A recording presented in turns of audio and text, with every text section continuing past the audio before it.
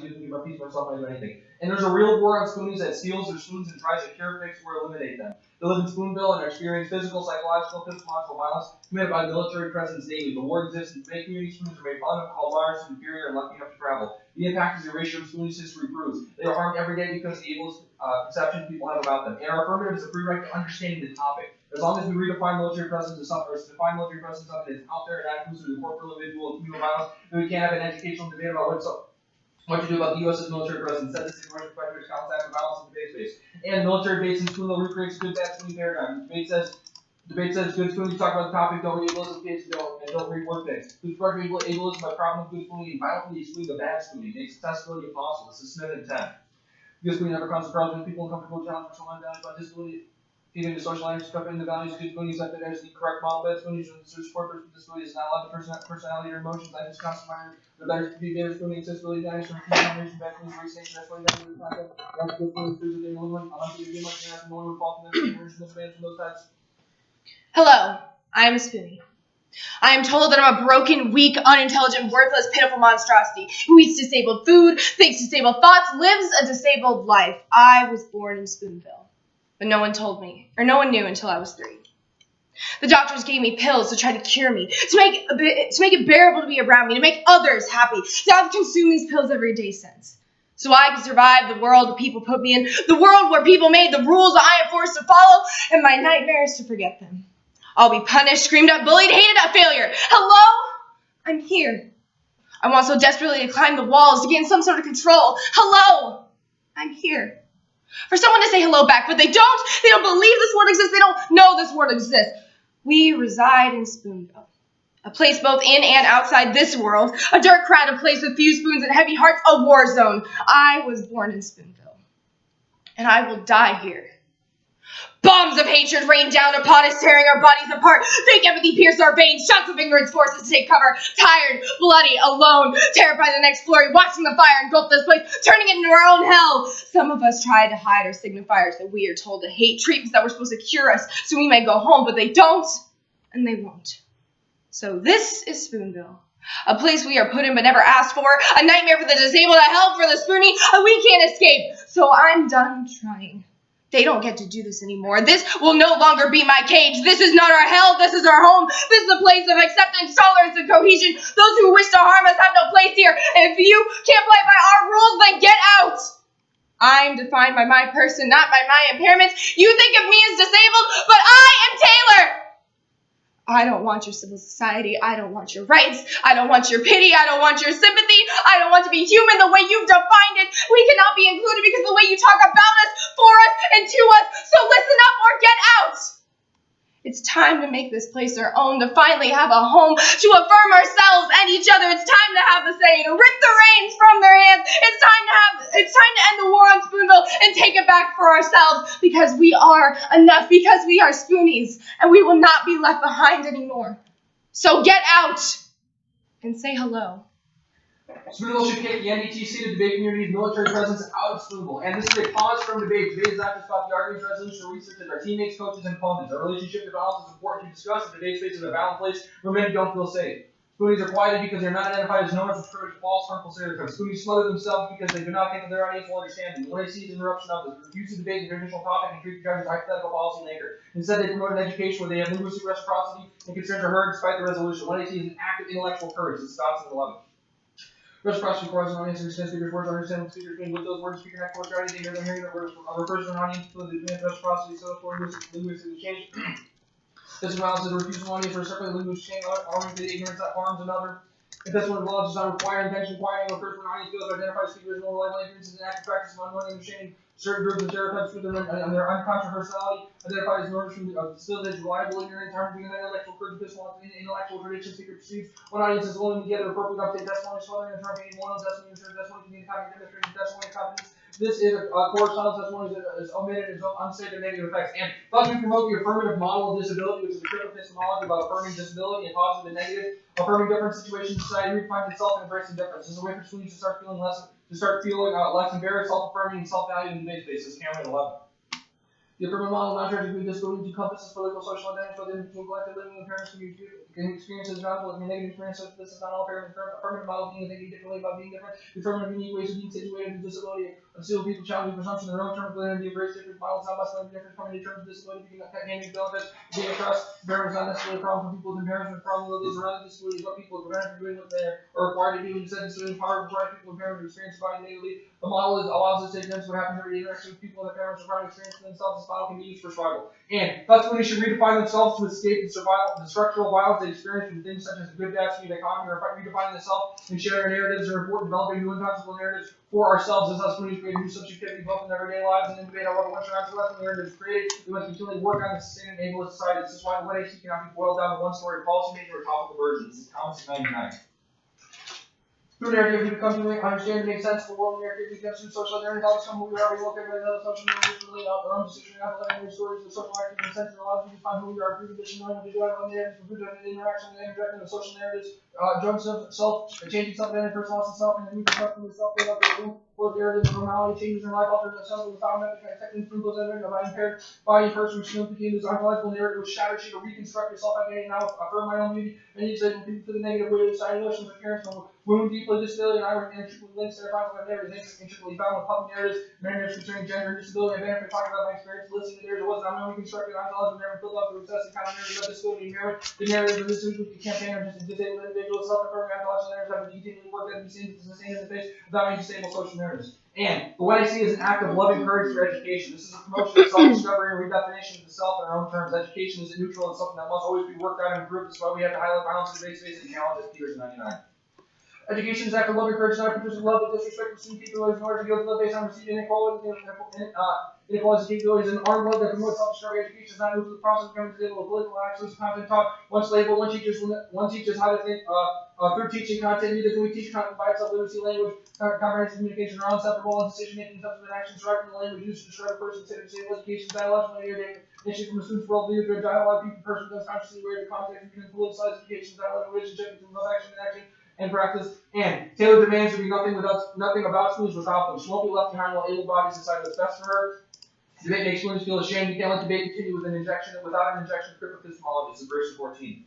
Folks decide about their other people in other places right now. I'm not okay with being left behind because of other able bodies on the same future state, the state for repression, for existence. And not one thing I know we have measure control now, so don't leave us out. And Taylor's done having to get out of the way and debate this time refused. Folks, 314. Struggled this whole life walking strange people, expecting them to move. I had enough. Why am I always moving on the skies? Why was some playing by usuals and I didn't move? Your careers, all the same. People screaming all lives matter going on. People expecting them to move. Those people start believing that everything's right to the aisles. It seems like the right to be taken away. Equality can be like oppression. That's not when you're feeling discomfort or losing a little bit of your privilege. You're angry about. I think consider those going to be going on towards an existing recognition. People are rightfully angry about having to always move direction. What if I just keep going? People who see the world differently, a lot of open to change. There is hope. Read the process. Cool. But did you say crypto epistemologies? Crypto-epistemologies, yes. Yeah, can you explain it? Crypto-epistemologies are epistemologies that come from spoonies or people with disabilities, right? Those are the kind of like ways of thinking, the literature, starting points, things like that. And you're saying that helps to lead to highlight grounds to have self-determination? What do you mean? Or you're saying that what's the pathway to getting self-determination? Like a new subjectivity? Is that what you're asking, or? Well, how is the ableist body able to self-determine? Well, yeah. What do you mean by self-determine? Sorry. Well, We say we can create a new kind of like subjectivity that is non-human, that is not necessarily the human. We also say that you can redefine the self. And how do you create that? Through the ontological narratives, by bringing up your own testimonies, your narratives, and start to redefine the self on your own terms. Be able to build a relationship with your disability. How do you do that? It depends on the person. It's not like a firm, you have to do these things. Part of that is by affirming disability, realizing that it's both positive and a negative thing. So you have to verbally say that. No, you don't have to verbally say it. For me, I realized look, having depressive symptoms, anxiety, and and ADHD, there's good aspects, there's bad aspects. That's the way it is, and that's okay. What? What's the impact of the AF? Like, what is it trying to solve for?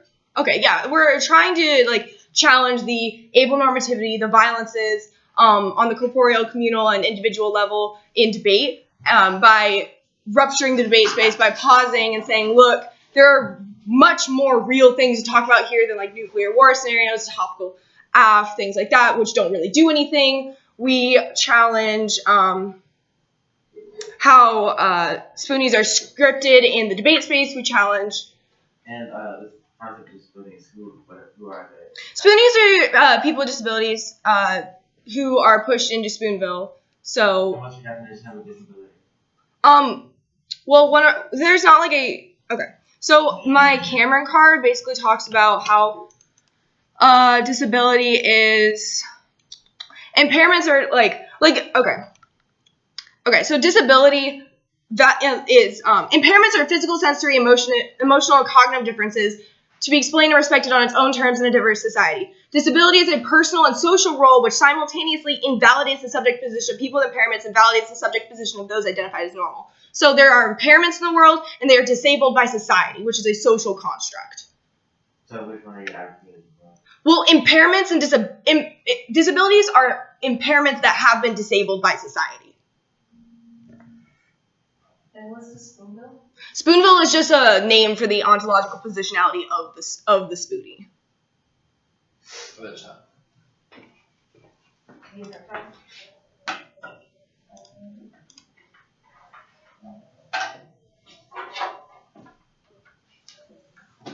You can also use your prep to ask more questions if you need to, but you don't have to.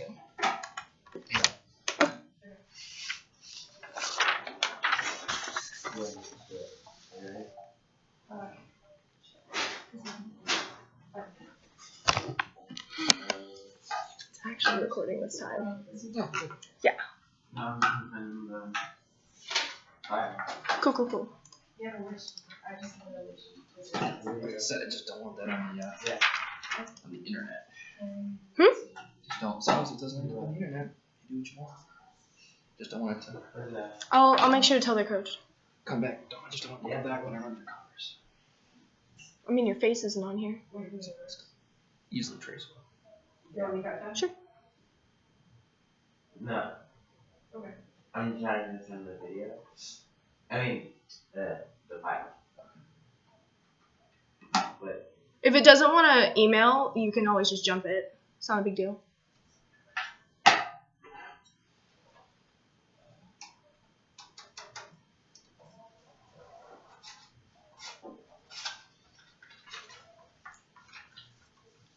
Malcolm X. I want to read Malcolm X. That's a cool dude.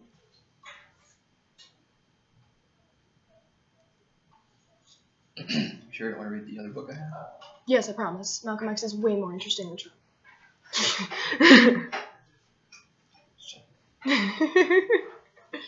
Like, hands down. Not even a question.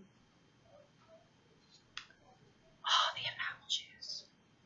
I'm obsessed with apple juice. Why? Because it's delicious. It's a lot I of drank sugar. I mean, it's better sugar than, like, soda.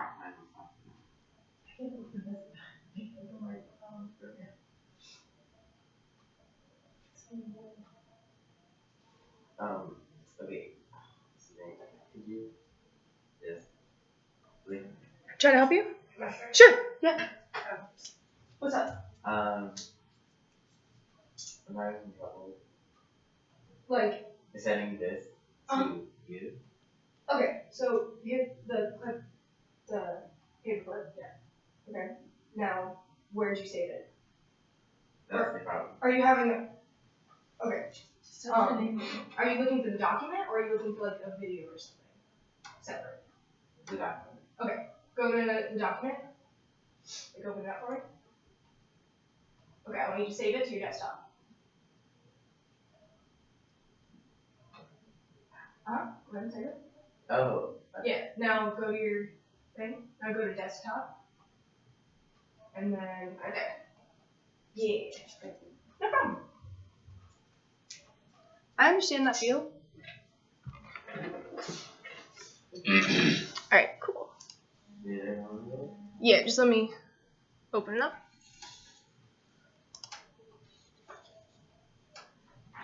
Are you ready? Not yet. Hold on. Oh, okay. Oh, I'm sorry.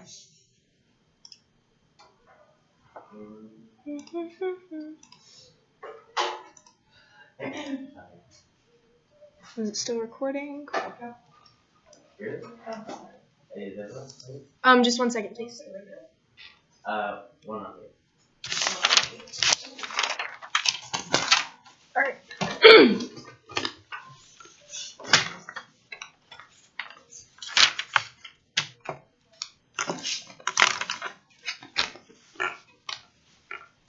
Yeah. 1 second. The affirmative goes to account for racialized politics of ableism. Without specific accounting for racialized experience, white bodies are situated as the norm again. Johnson and Henderson, 2005. White bodies are discursively and appropriately nationalized as universal. Historically, white bodies have not been trafficked, violated, burned, or been dragged behind trucks because they would embody racialized identities. In analysis of blackness, bodily whiteness goes uninterrogated. Whiteness often misread and emotionally elicited through black cultural aesthetics and in the context of white institutions and particularly in universities. That mode of address is questionable precisely because it moves people. Style is equated to, in such a setting, with a lack of substance. This transformation of cultural space requires an audience to shift paradigms. And in that way, a marginal aspect of black cultural identity is centralized. Hooks affirms that the transgressive and transformative potential of style, citing it as an example of counter-hegemonic cultural practice, as well as an intersection of radical black sensitivity.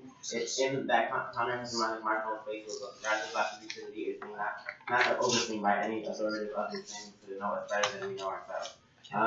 This makes the affirmative resistance incomplete. Johnson and Henderson, 2005. These resistant vernacular performances do not disappear with slavery. Could not disappear with slavery. LGBT people of color continue to enact performative agency to work on and against oppressive regimes. Park singers like Bessie Smith and Marraine Francis have used loose challenge the notion of the inferior black female sensitivity and covertly spark the image of black life into the American imaginary. While vernacular tools operate outside the realm of musical and theoretical performance practices such as voguing, sounding, throwing shade, and reading attest to the ways in which LGBT people of color demonstrate the ways of providing technologies of self-expression and summoning agencies to resist. Taken together, performance and far-sighted theories alert us to the ways in which these disidentified performances serve material ends. They do this by accounting for the context in which the performances occur. The stage, for instance, is not only confined to the theater or the dance floor or concert hall. Streets, service lines, big fences, emergency rooms, and many other places serve as useful staging grounds for disidentified performances. Without performativity, continued erasure of black and queer bodies will only continue to occur. Theories of performance, as opposed to theories of performativity, also take into account the context of historical moment of performance. We need to account for the temporal and spatial specificity of performance, not only to frame its existence, but also to name the ways in which it signifies.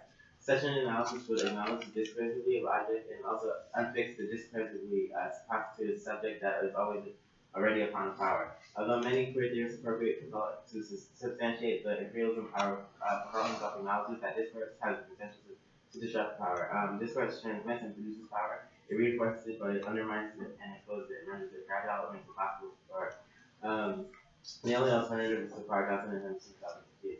Power, on the other hand, not only speaks across identities, it articulates identities as well. Power offers ways to critique the notions of identity and at the same time to locate racialized and class knowledges.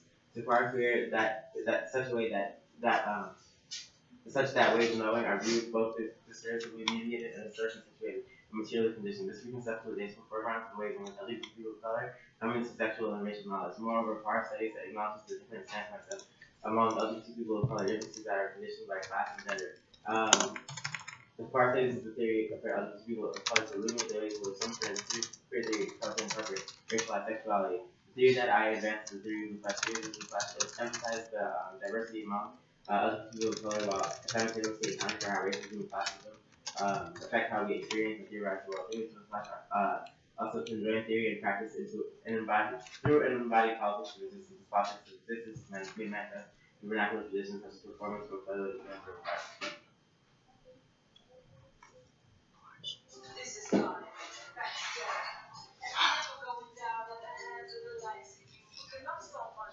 Oh my god.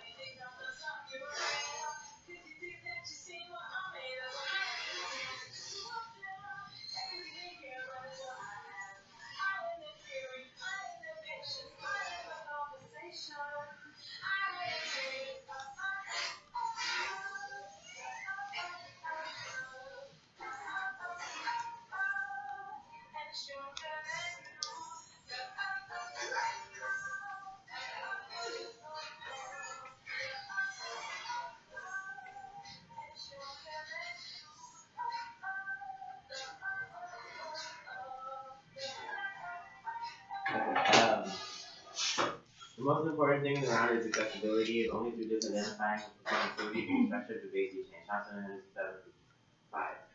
Ultimately, car studies operate a more utilitarian theory of identity politics, focusing not on just performance and effects, but also on context and historical situations. It does not, as other forms, separate the politics of difference from politics of racism. Car studies rest space for marginalized individuals to enact racial flags of society by adopting the both and posture of disidentification. Car studies proposes a theory grounded in a critique of exceptionalism and an enactment of political practice. Thus, such theorizing may strategically embrace identity politics while also acknowledging the contingency of identity, a double move that Angela Wilson accurately describes as politically necessary, politically dangerous.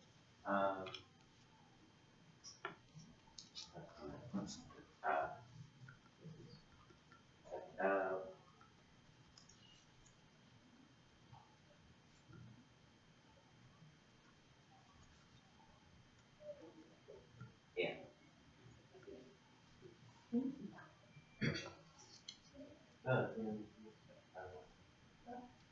Minute 45.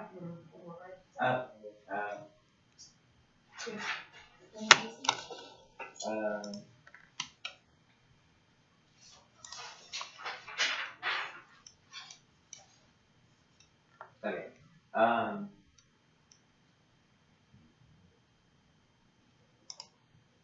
I guess Well, actually, obviously.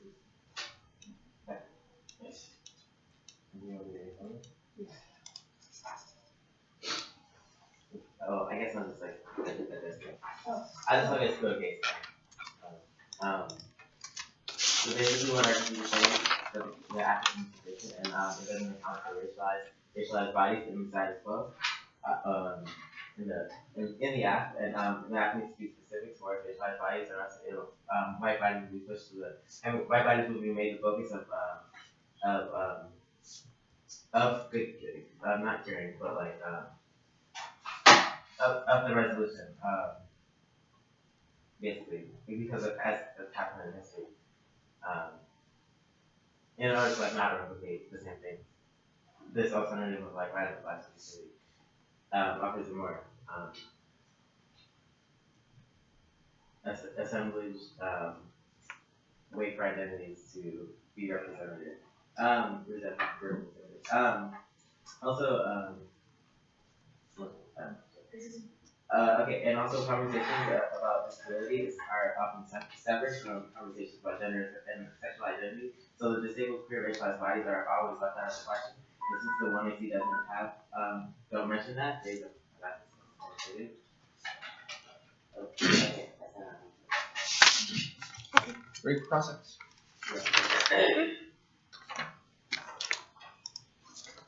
All right. So, what's the link between the affirmative case and the negative case? Is it a link of omission, or is it a link of we are actually harming the negative strategy? Well, the app was stating in your strategy that you guys are wanting disabled bodies to basically fill that in. Sure. And it's a movement towards movement away from backwardness, and that is harmful because it basically kind of privileges already like a hegemonic practice of like, oh, your body's already not normal, you have to move forward and be on a pathway towards normalness. So is it something that we directly do it, or something we don't do? Well, it has some performativity. It's just mentioning that there's disabled bodies, but Okay. like how do the disabled bodies? So what do you define as performance? So it's not just performance, it's performativity and how Sure. what is it doing for the people that Sure. we're talking Sure. about. So And if there's different ways in which performance, like different ways of Sure. performing that terrorize the space. sure. That is how you break away from those systems. Okay. Can I ask how the poem terrorizes the space of certain bodies? So you said that it's about whether performativity terrorizes certain bodies, right? So how does the poem do that? Wait, what? So I'm wondering how my poem is not performativity. Okay. Are you identifying as a disabled body? Yes. Okay. But like, you're not black.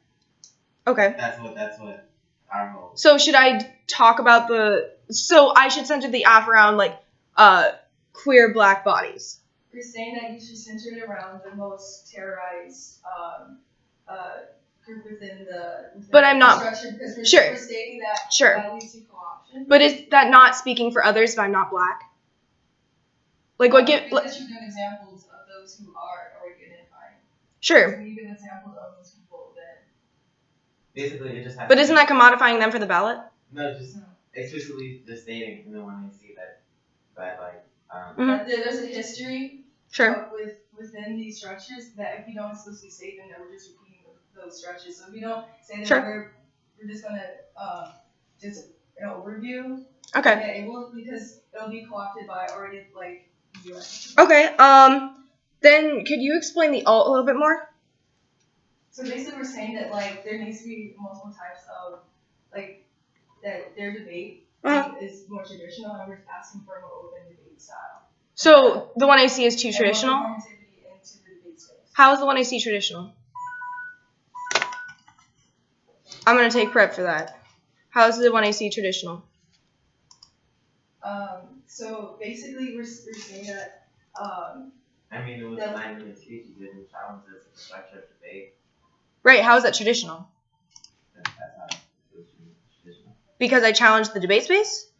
No, because you didn't. Because I didn't. Okay. Okay. Cool. Thank you. Anything for me?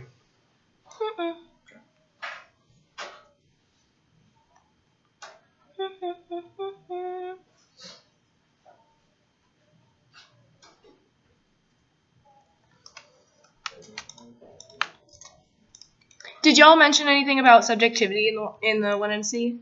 Yeah. What is subjectivity accessible to black bodies or no? Yeah. Yes? Okay.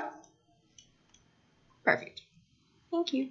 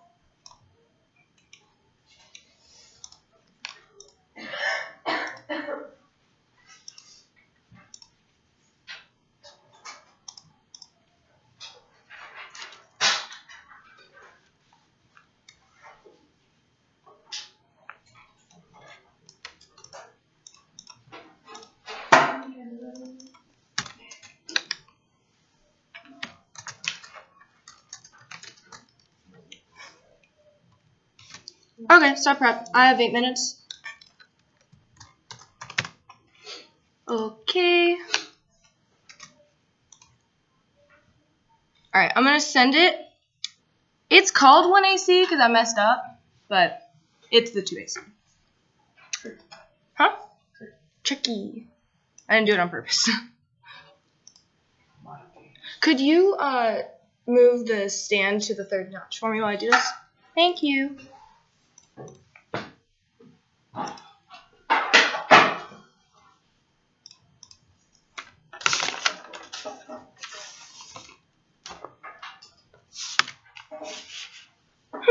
Alright, sent. It's gonna be case then K. How do you want me to refer to the K? Like, what do you call the K so I can refer to it? Quar? Okay.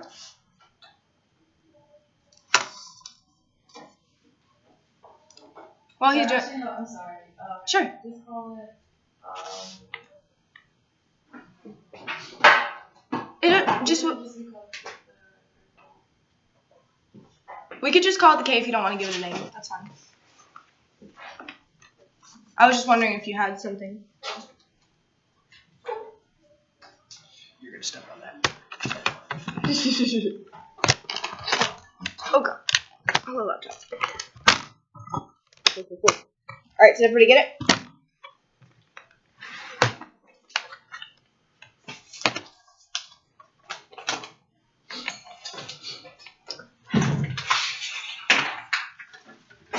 Everybody's ready? You good? Are y'all ready? Yeah. Cool.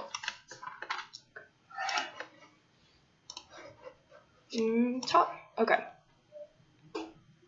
Vote act to endorse the affirmative model of disability, which is a lifestyle of being that's both positive and negative being and thinking differently about being different. Affirming disability is a tool for surviving and debate. The app is the way for spoonies to exist in Spoonville. I'm scripted as a bad spoonie, a worthless, pitiful monstrosity. I make debate bad because I refuse the topic. I can define myself as a spoonie who is creative, embrace their disability, refuses to be a good spoonie, etc. The role of the ballot is to vote for the team that endorses the best model for challenging able normativity and debate. Every ballot is endorsement for the kind of conversation we need to start having about the debate space. We challenge the violence by rupturing communication barriers, by pausing debate and promoting a form of education that allows for testimonial and narrative and performative sharing. This is the moment to call out debate on this bullshit without having to be afraid. We don't have to get out of the way anymore. The app is about keeping people in debate and preventing the continuation of hate and violence in debate. The app is supposed to unique this question, which is debate bad now. Extend race 14, nothing about it without us. We must include epistemologies in debate. We must challenge debate because I still have to advocate for accessibility in space. Academia only accommodates disabled people after we spend our precious spoons trying to ensure that we can even participate. Kroger 10. We typically frame disability as an individual problem. Our response would be to reactive rather than proactive. We accommodate disability. Accommodation is a comprehensive response, maintaining the notion that access is a disabled individual's problem to solve. Not on most college campuses, disabled an inordinate amount of time establishing eligibility and requesting accommodations. Why should disabled students be required to take responsibility for those access issues that are institutional problems? Why should the academic experience for disabled students not be so different from their disabled peers? And we are not traditional debate at all. This is a rupture of traditional debate. We say that that debating the topic is a bad thing. We say the military presence is not just about guns and war and actual military personnel and bases. We say that it is a corporeal, individual, and communal level of violence. This is not the traditional definition, which means that we are definitely not even we are not in a traditional debate. In addition, we include performativity, which is not a part of traditional debate. And on top of that, you can extend Thomas, who says that spoonies should redefine the self on our terms. Spoonies can start to define themselves how we want through narrativity. We can make sense of the world and construct our social identity, exchanging counter narratives assist in the construction of our own identity. Ontological narratives are used to define who we are. This is a prereq to knowing what to do. The app is the way for me to stop being complicit in my own demise. We must continually define ourselves and continually improve the debate community. This is a tool for survival for Spoonie and the debate community. And you can also extend Peters, which is education, the act of love and courage, an art of love that promotes self-discovery. But this education is not a neutral because it is a political process. One cannot teach through only content because all decision-making and action derives from the language people use to describe Spoonies. Education is initiated from a student's worldview, which is political. This is also a dialectical relationship with a continuous development of reflection. This is why this is the best starting point, the best method in this round. On to the K. Yeah. Queer people of color can use the ASP method. They are not mutually exclusive. Queer people of color can start to redefine themselves in their own terms. And on top of that, our cards do talk about queer spoonies, and I believe that's Smith, the good bad. No, that's not Smith. That's whatever. Okay. One of our cards does actually talk about queer individuals specifically, and Dawson is actually talking about black feminism in the realm of philosophy, which she applies it to all identities that people can be smothered and quieted based on testimony. So yes, we do talk about people of color. We do talk about queer individuals. And on top of that, I can't focus the debate on queer people of color because that would be commodifying them for the ballot. That would be literally using their stories to benefit my own white privilege in debate, which is messed up. I can't do that. I cannot speak for others. I can only speak from the starting point of the Spoonie because that's part of my identity. Music isn't accessible to some Spoonies. Only the app is accessible and advocates for some more accessibility. This is the kind of exclusionary practice that we are challenging, and this means that they link to their own accessibility argument. This is the Johnson 05 card, and the music epilepsy eliminates audiences from hearing their performance and causes people to be locked into seclusion, which may even lead to death, which is even more important since they didn't even ask if music in a video was going to be okay for us. And ABC News 08, Gail began to become depressed and consider suicide everywhere. There's music going on when people have seizures over and over again. You can't get them under control. There's a risk of dying into epilepsy. The impact of not asking if we can actually listen to music and otherwise causing an epileptic seizure, it could literally be death. Perm, you do you, we do us. We can do our own method for ourselves while you do your method for you. Go app in order to affirm both methods of performativity and ensure that both can exist for differing people. And also, perm to both, we are performativity. They could not explain in cross-sex how the app is not performativity and why it is not rupturing debate and why it's not rupturing able normativity and the violences that are happening in debate. And the 1AC and the 2AC is really good on actually explaining how we rupture those kind of things by rupturing able normativity and rupturing the violences in debate by saying we refuse and you have to move out of our way for once. And that's Bow School 314. The app is already the all. We say that we reject the same negative scripting on black queer bodies. Ableism operates as a master trope, illuminating the fundamental tactic of oppression and naturalization of the social inferiority as biological difference. Cyber Zone 9. Oppression is systematic victimization of one group by another, always focuses on how the body appears, justified most often by natural inferiority, focused on the mental and physical features as figures disability. It is not a matter of reducing our other minority identities to disabled identity, rather understanding the work done by disability and oppression sense of the physical and mental properties, the socially constructed as disqualifying effects integral to the symbolic requirements of oppression in general. The oppressed identity is repressed as some way of disabled racism, providing justification for inferiority of certain skin colors, bloodlines, and physical features. Ableism, suffocating and stigmatizing disability, disqualified identity is socially constructed, representing signs of incompetence, weakness, or inferiority, denied facts of nature as of racism falls away slowly. That's justifications of inferiority. The prejudice against disability remains in full force. Disability represents the final frontier of justifiable human inferiority. Perm do both. This method applies to queer black bodies, to queer bodies, to people of color, and to disabled bodies. They're not mutually exclusive. All doesn't solve the app. None of our narrativity affirming disability, redefinition of the self, or critiquing debate, scripting the none neck doesn't challenge the way spoonies are scripted verbally, physically, and intellectually by the squad, and also by there are spoonies of color, there are queer spoonies. We include that in the 1AC. We are talking about that already. Extend Dawson, teens quiet me when they do not hear my words, when they don't identify me as a knower. This is epistemic violence against Spoonie. Sequence CEDA, we can't perpetuate the vicious cycle and be complicit in the violences against Spoonie. They all assume that we have the Spoon's energy and motivation to do something about the situation in the way that they want. Only redefining ourselves solves. Doesn't solve good, bad, Spoonie DA. Extend Smith and Egg tries to make me either deal with the squall or vote and act like a good Spoonie. This perpetuates evilism, which makes accessibility impossible and justifies eugenics, cure, fix, or eliminate disability. Pertinent the app and the alt link turn. The geography of containment shows the race and disability are intertwined with one another. Chandler 11. A geography of containment into containing disability and racialized bodies. African dysphoria and disabled people are analogous with the way that both relate to a national home and a contradictory social position of belonging. Non-dysphoria and disabled people are analogous, and that's the geography is what they do belong. The nation state is often containment and geographic containers, slave ships, plantations, asylums, institutions, prisons, governments, housing, ghettoites, and neighborhoods. All of the contain racialized, disabled, and racialized disabled people work to ensure that the other spaces are geographies of normativity places without spaces of geographies of safety. And normative geographies are infused with both ways of thinking. This knowledge or this knowing is enforced in such cultural containers become naturalized the rightful place of belonging, disability, and racialized people as a nation state. That just proves why we can so easily do both. Is race and disability histories are so closely linked that we can do both. This method can apply to people of color and to spoonies.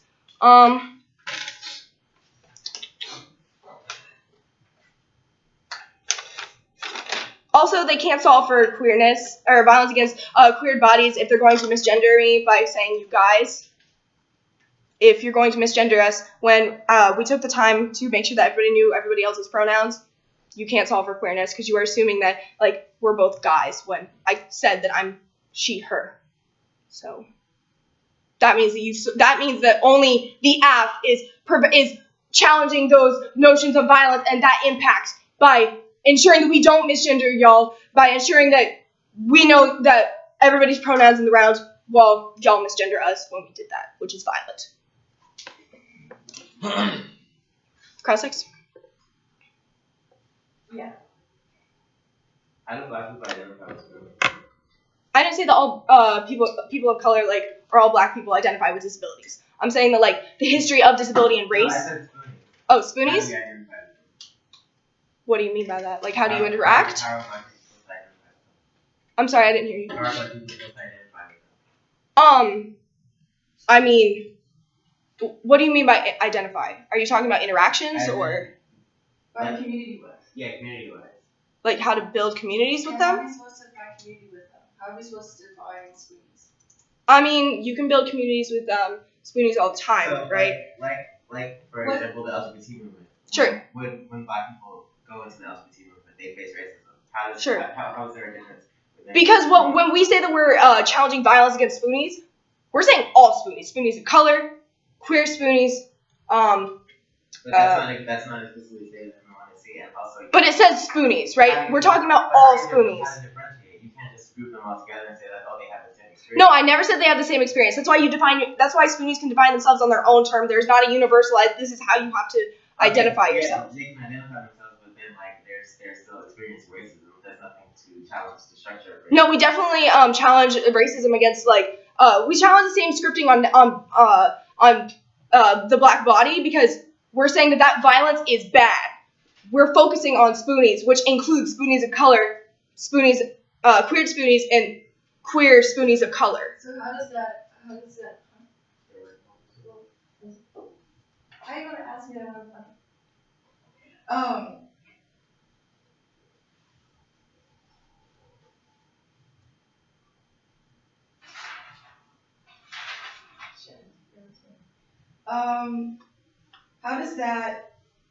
How do you address issues within the community where certain bodies they go to school, they're labeled disabled, but it's due to racial things that are happening.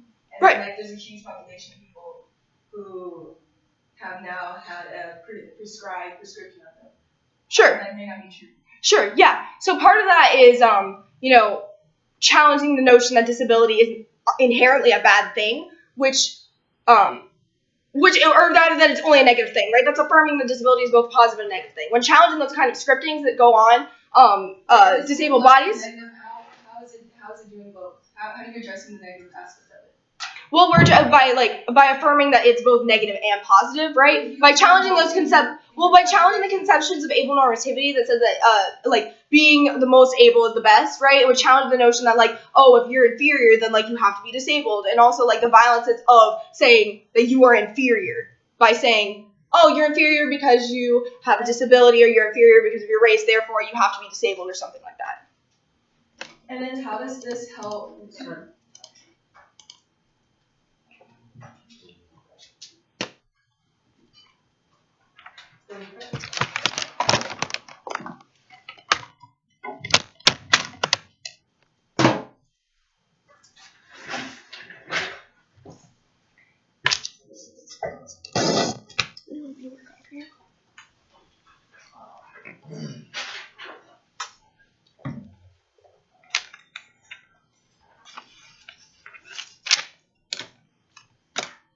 Unless something happens to the lockdown, I expect everything will locked out. Oh, everything?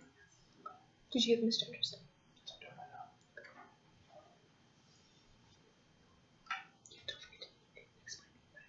And then it takes out the alt.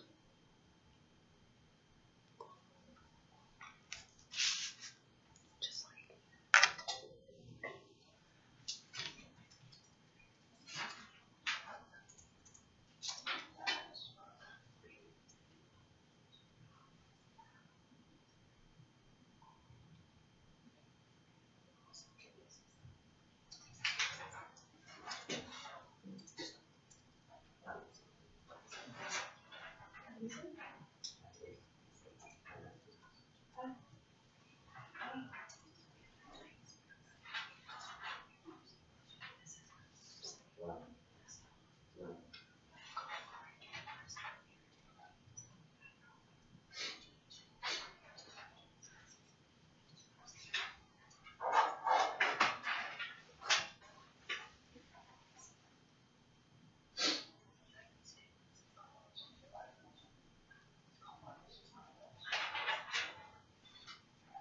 Cool.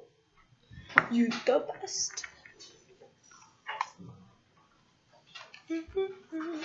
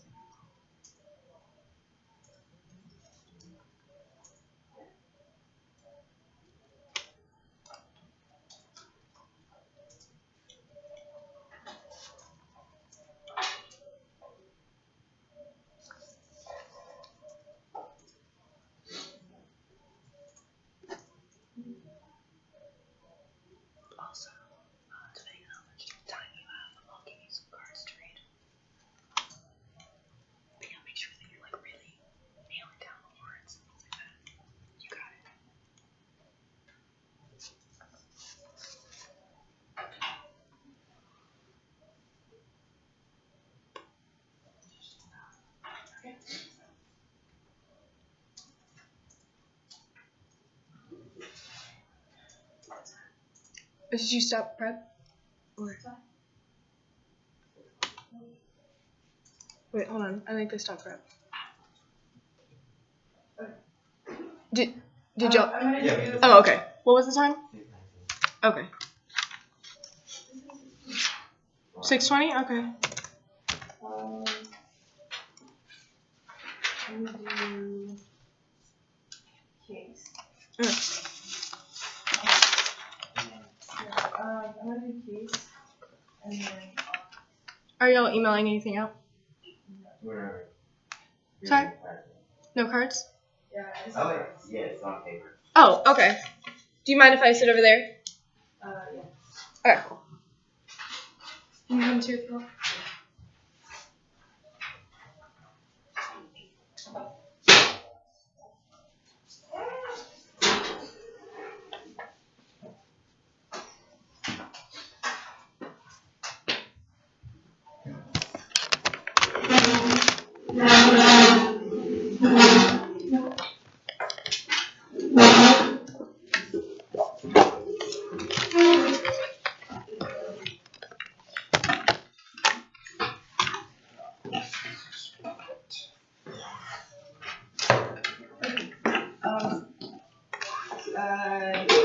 What did I say? Case. Case. Then office. Okay. Ah. There you go. Alright.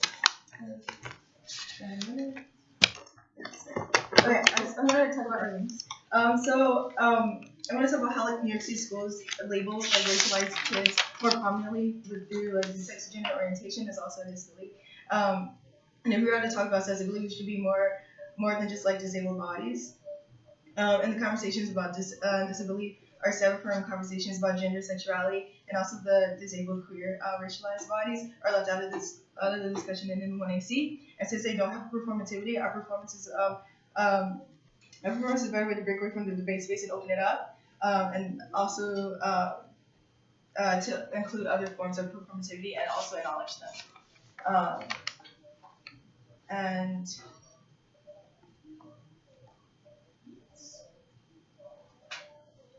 And also that the so if we look at the app, it doesn't call for any like type of like critical reading on ableism when it addresses like the problematic history that it has. Like when we're talking about like other subjects within the ableist disabled body communities that are subjected to other types of oppression that are more oppressive to them.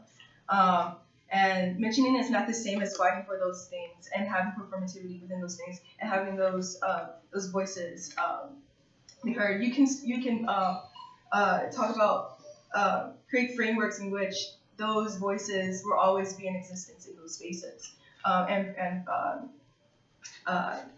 Yeah. So I'm gonna include, and also in the app they were talking about a like choices like movement of like moving the able bodies towards like a more normalized agenda. So I want to talk about like the need for backwardness and towards a way in which we can embrace queer bodies. And this is Georgie's 2013. So attending to the past aspects of the queerly sexual, I contend that we are less likely to read past the and several generalized assumptions to affirm the political presence. Usage refers to such ideological readings as paranoid because we move to a compulsion to find simply what we think we already know, specifically relating to the workings of power. A paranoid reading might not want us to understand contemporary queer Arab sexuality as Mossad does, but the product of Western cultural imperialism has also brought a shame to society.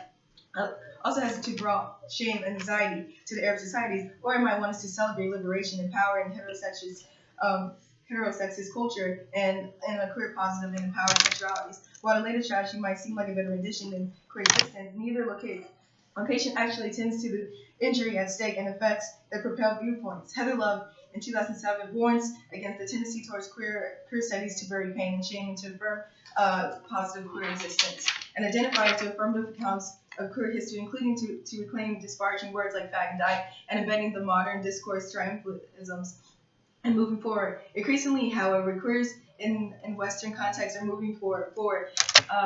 The figure of queer lagging behind, backward, and refusing to grow up is certainly prevalent in the 20th century representation, but it was increasing the LGBTQ rights. Queers are growing up and getting married and having children, so much so that that just spiritual has argued that the terrorist assemblages, gays are no longer discarded monsters in the nation, but are evidence in progress. In the wake of 9/11, the terrorist attack was taking place in the gay figure that threatens the social progress and the production of terrorist traditional backward Islamic body that sets a properly liberated queer feminist subject is now a familiar image, especially within the wake of sexual abuse and the torture scandal of Abu Ghraib in prison in Iraq and the U.S. Army. Furthermore, this is preparing renders of the Muslim body in which queerism is or a wrong and terrorists fail to propel the masculine subjectivity. The mainstreaming of gays and lesbians in the neoliberal nation state combined with the culture-led discourse in Darwin progressed toward Western forms of sexual liberation that spawned to renewed queer studies in the interest of counter politics. For example, Love suggests that queer writing of history orients itself towards the feeling of backwardness. She writes that this requires a genealogy of the queer that affects, embraces the negative and the shameful and the difficult feelings central to queer existence. And so basically, I just want to bring back into the conversations that that we need to just stating that there's good and bad. You need to say exactly what are these power structures we're trying to disidentify from, which is white supremacy and America, and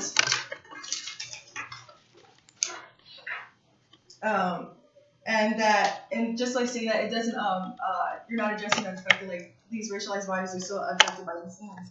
So I also want to bring in that that not all Black bodies can be included into the disabled body reading. So that's why we need to not look at it as an intersectionality thing, but as a assemblage thing. So there's no identity, there's no entity or identity to queer. Assemblage versus intersectionality. This is for 2005.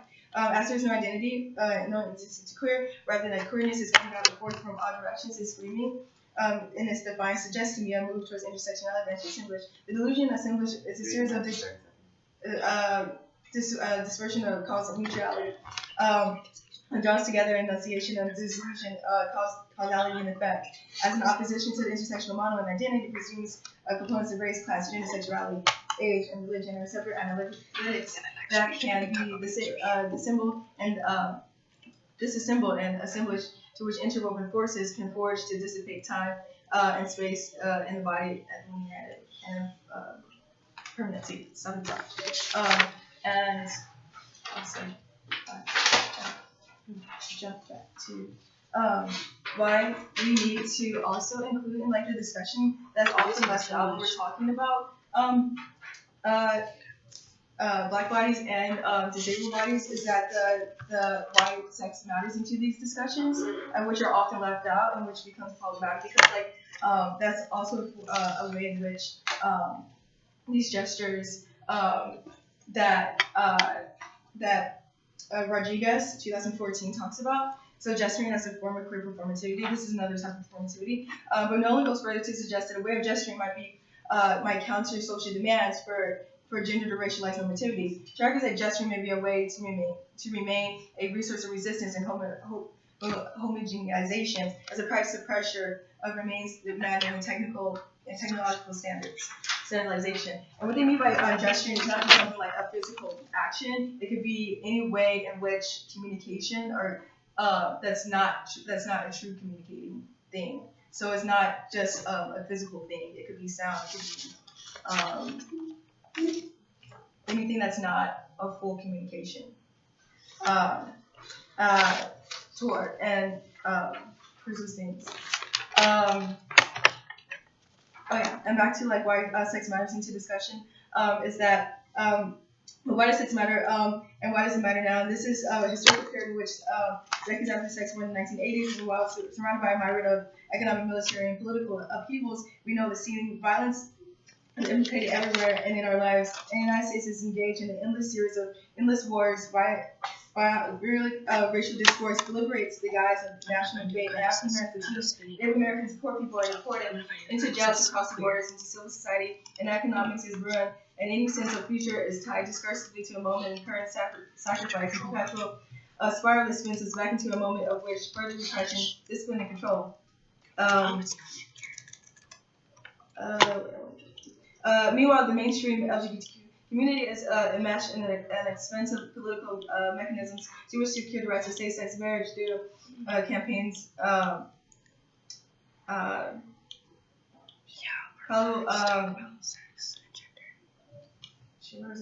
This is our situated copertaneous horizon to meanings of intentions and overreaching political ambience in which we enact queer gestures and that constitute our sexual lives.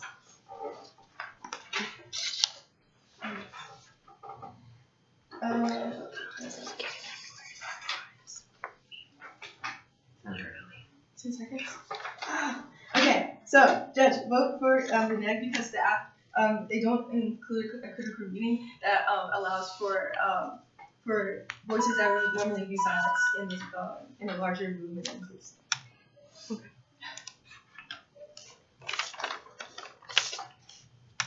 I'll move back for prep. You want to sit here? Doesn't matter. I'll just kind of like. That wasn't really. Okay. This works. Okay. Okay, so I have first question. So when your card talks about assemblages, what does that mean? So assemblage means that you're the way in which you look at different, not just identities, but ways in which bodies have a certain type of ontology. So we're saying that like,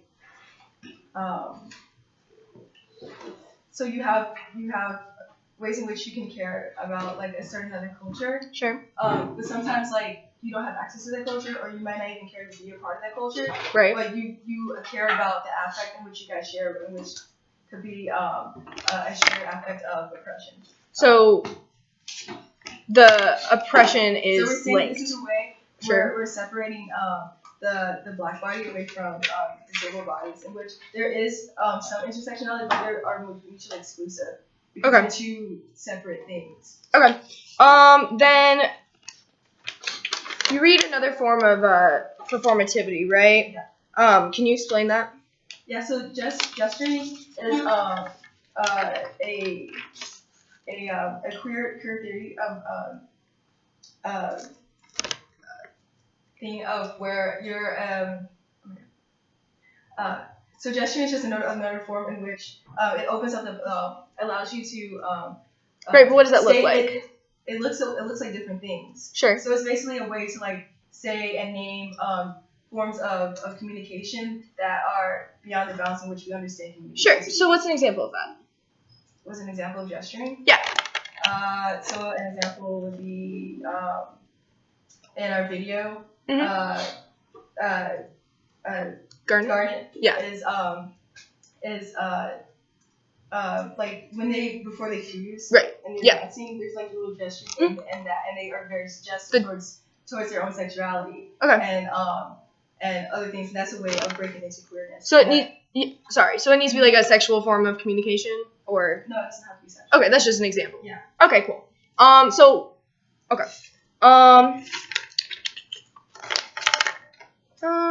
So how are you critiquing the AF? What does the AF do that is anti-queer, anti-black? It doesn't explicitly state a way of which these bodies can be a way in which you address the history, the problematic history that that is inherent in white supremacy that affects those bodies. That is a larger oppression towards them. That that umbrellas a lot of other things towards them, including mislabeling of things, and also Okay. Yeah. Okay. So what's a framework where voices can be included? Okay. Works. Cool. Are you doing paper as well, or? No, I don't think. Okay, that's fine. I'll just get it out of your face.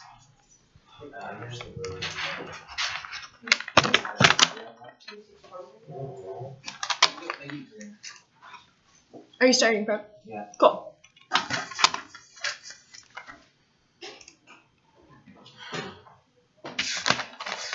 Okay.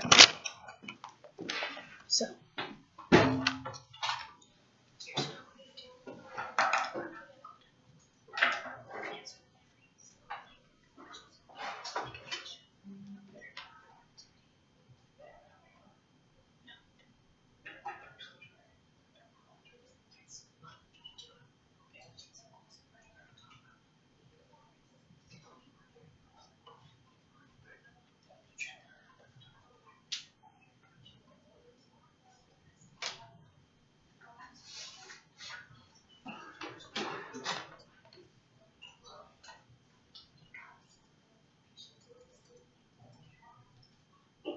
Oh, okay. I'm ready. This is 5:24. Yeah. Well, okay. I guess I'm just going. Just my update. Yeah. Sorry? Just my updates. Off case? Okay.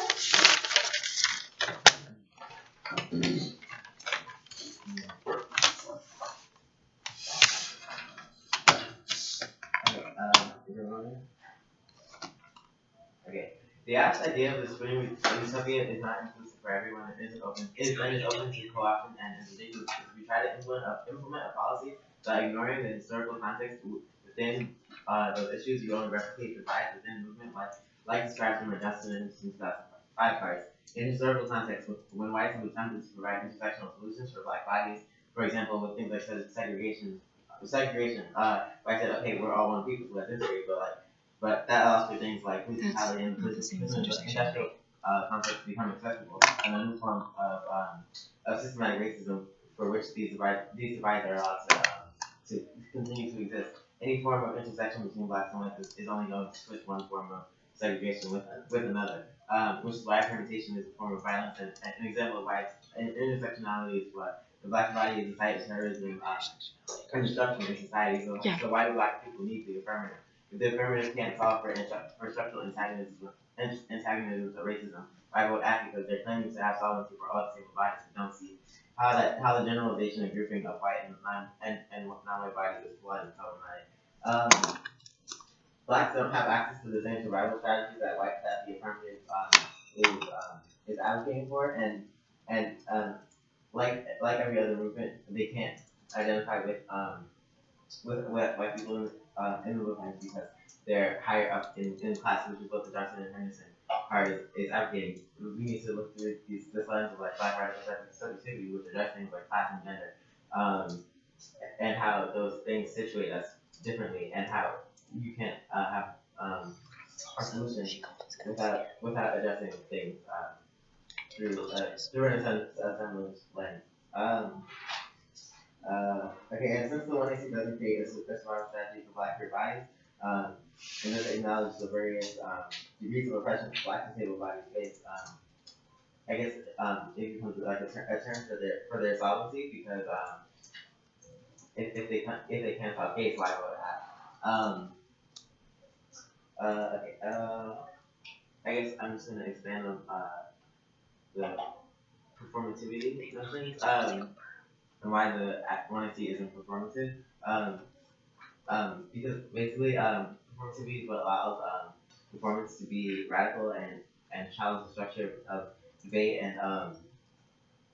and when you give a performance by explicitly acknowledging the historical situatedness of situations, you only replicate the violences, so they don't have access to our performativity. If they don't have access to performativity, they don't win over the critique. Um, um, uh,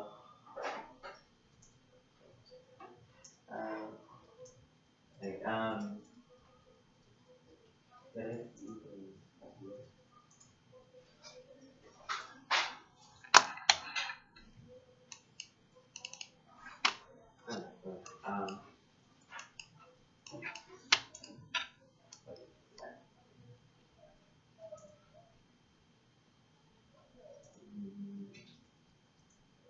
okay, and since the most important thing of this round is about like accessibility and how we challenge the structure of debate. Um, only through disidentifying from the structure of debate through this radical specificity can you like allow yourself to be something else from the system that you're participating in. And that one I see isn't like trying to disidentify from any type of system, and they're still working under the same system that is oppressing Black bodies. And what the alternative does is gives us a space to survive and uh, yes, and that's accessible to everyone because we're looking at things through an assemblage lens of the part thing. Um, Um,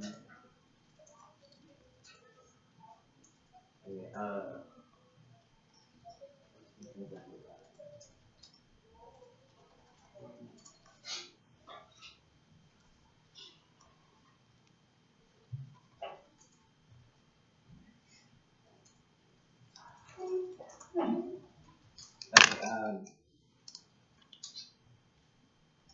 okay, I'm just gonna elaborate on like why I'm just gonna go to the terms. Um, I think I already like just expanded on this, but like the terms won't work because like I said, there are differences between black and white bodies that the NC doesn't account for, and they can't just say, oh, you do you and you do us, because then their app isn't inclusive and for everyone as they say it is, and like yeah, that's just it's I guess intrinsic with what they say in one AC, and just because like they perform the performance in the one AC doesn't mean it's radical and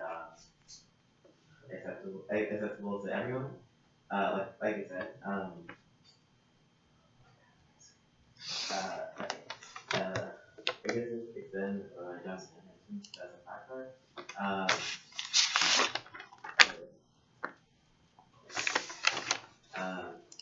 Yeah, so if the African South Asian don't go after because they only especially about against black bodies. Like prep. Okay. Oh, I'm gonna work on intersection. What else do you? What else do you want? Any other answers that you have written down for the 2C? Oh, sure. Yeah. The first speech? Okay, cool. You said something like so they said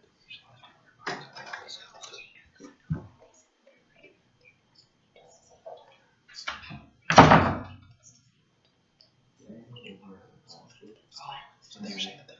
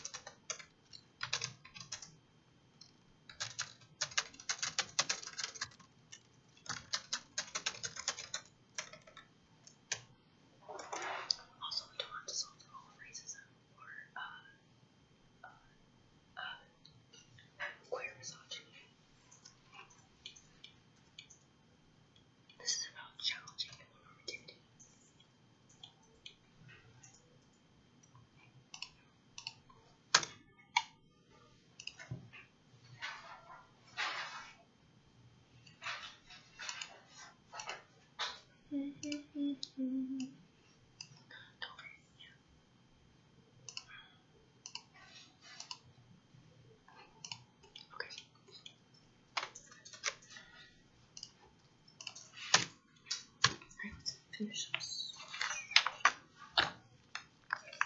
Did you already do the next story?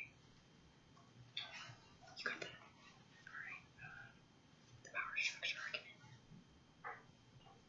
We don't identify power structure. We don't count. We do. It's the normativity and ableism in debate. You said what? You said the intersectionality. Yeah. Okay.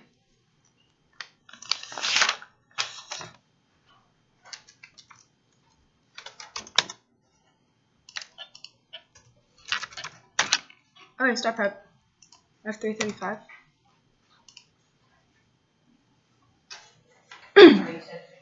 Yeah. I'm gonna email the card. Cool. Or you just want to email the card? Because I don't have any cards in mine. So if you just I don't have email any cards. directly. Oh, okay. Okay. You send it. Did you send it? There's no card. Oh, just go to Dropbox. We just want a quick second prep so I can access. You don't have to take prep to open it. You're just getting the document. Yeah, I should just grab it.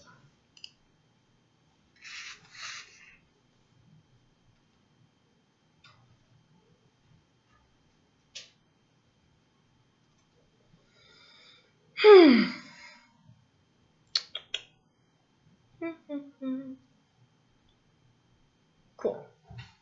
No new cards. Awesome. Just gonna be case and Ken.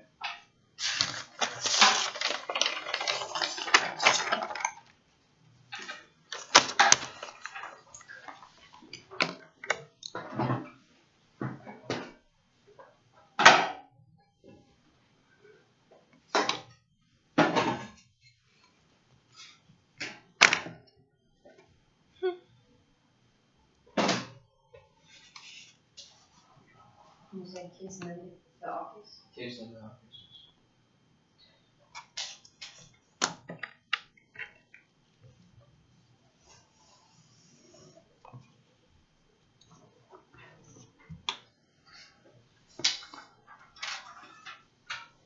Alright.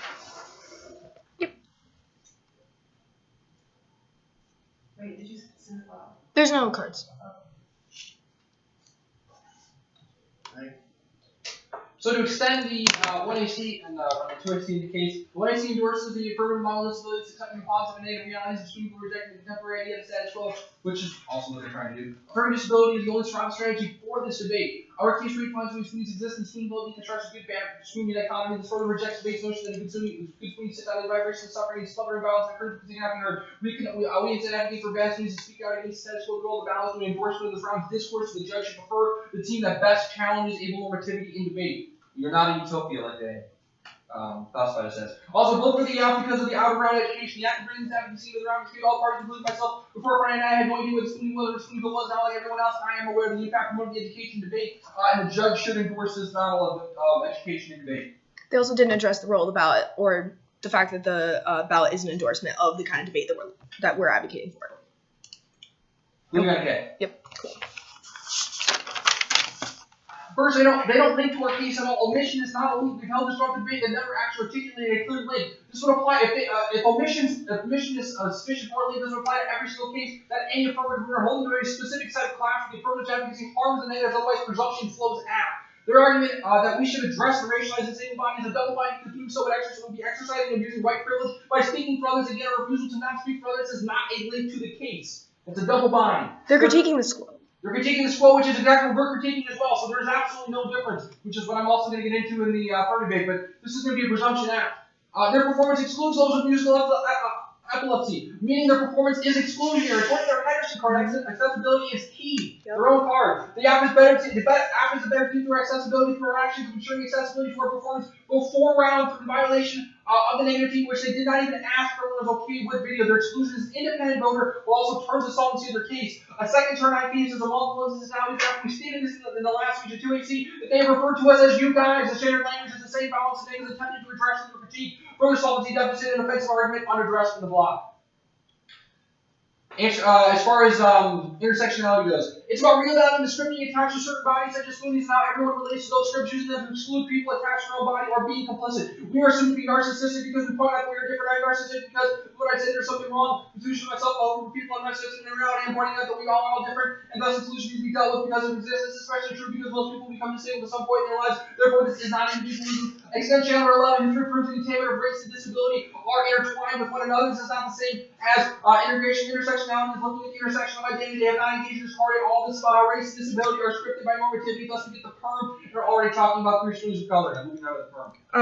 Extend Cybers there, which basically says that, like, look, normativity is mental and physical capabilities are the root cause and of the scripting on racialized bodies, sexualized bodies, feminized bodies, and also disabled bodies. Okay. Cool. So there were three perms that we're going to address. First, the perm do you, we do us. This was never addressed at all. This is a good perm to use because it also allows us, and since they've never articulated any sort of way in which we obstruct their methodology for the alternative, then this is going to be the best perm because it allows us to do what we're doing, and they don't get in the way of that, we don't get in the way of them. So this is going to be the best option for the perm. The second perm, the perm do both. This was never measured as well. Needs a balance for the saying and adding to this. The alternative that they are presenting alone fails because the scripting disadvantage does not challenge weak students are portrayed as that so there's no solvency. They have no solvency in the affirmative case. The net benefit to the permutation is the scripting disadvantage, which we avoid as affirmative by using the perm to both. Sequencing, we must act and violence now, not only after being turned to status quo violence. Then forces to do bad for the economy. Present and status quo, they have not challenged its presence. So deficit is going to be to the alternative. There's no mutual exclusivity at all throughout this debate. They've never articulated why we can't perm. They never answered the perm, and there's no reason why they're mutually exclusive. They said that racialized and group bodies are sometimes labeled disabled. Further solvency to the permutation because we're going to be able to solve for those bodies. Because we are challenging the violences against those bodies as well. Absolutely. Also, we are already the best form of the negative because we are the more accessible performance. They talk about performance, disidentifying through performance, and we are the best means, the most accessible of doing that through the poem and through the performance of what I see. Able's otherization enables other tactics of repression. This is secret card. Serves as further evidence of the perm. This was unanswered in the block. Ableism serves as the root cause of other forms of repression, even if the act fails to encompass the negative. Addressing ableism disarms the state's tactics, which is to say we're fighting the same white supremacy in America. Chandler says that the politics of geography inescapably linked to disabled and racialized body, meaning the perm is essential. There are advocacies for these are all advocacies for the perm. They do not solve this fully redefining their place, meaning the economy remains in the negative. We do not need to solve for the harms of the negative as so far as we break down evil normativity, which is why we present it as we don't have to solve for every harm of racism and prejudice against queer bodies or queer misogyny.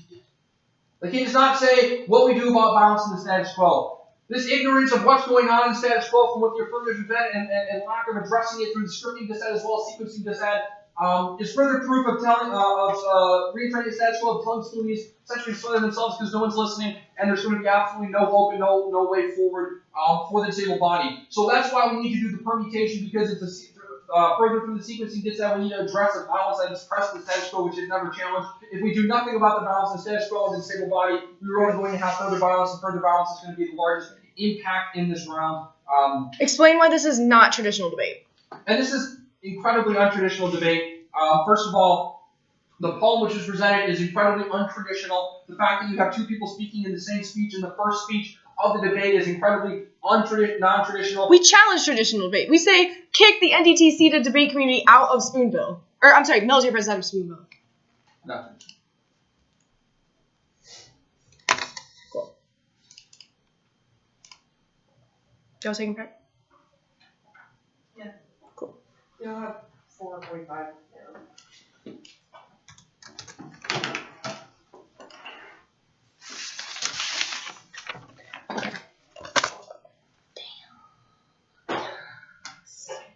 I want.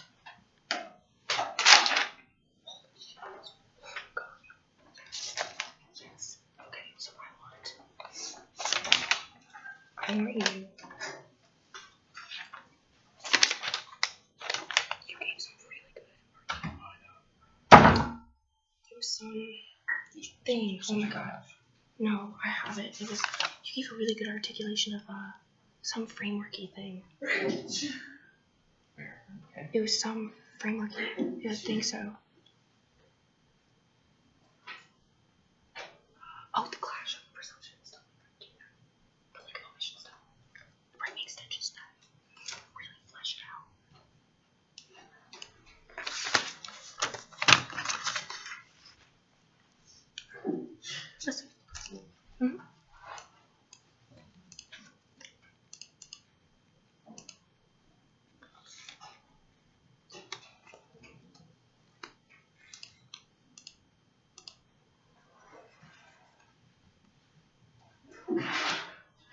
Bless you. Thank you.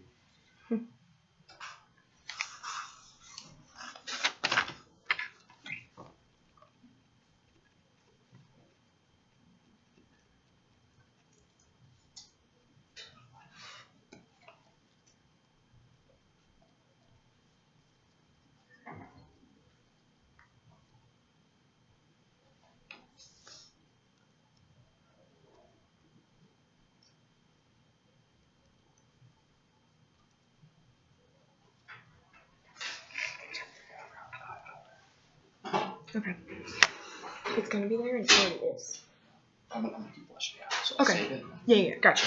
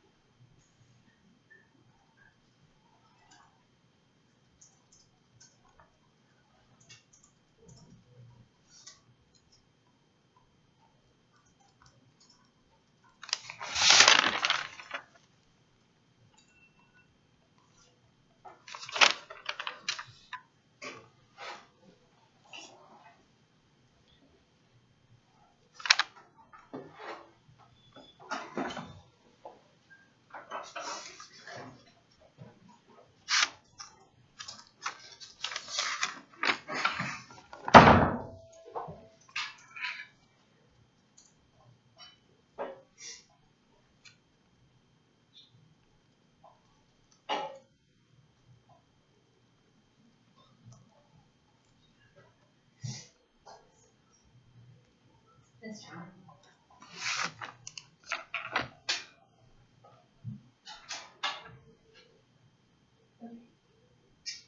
Where do you want to go first?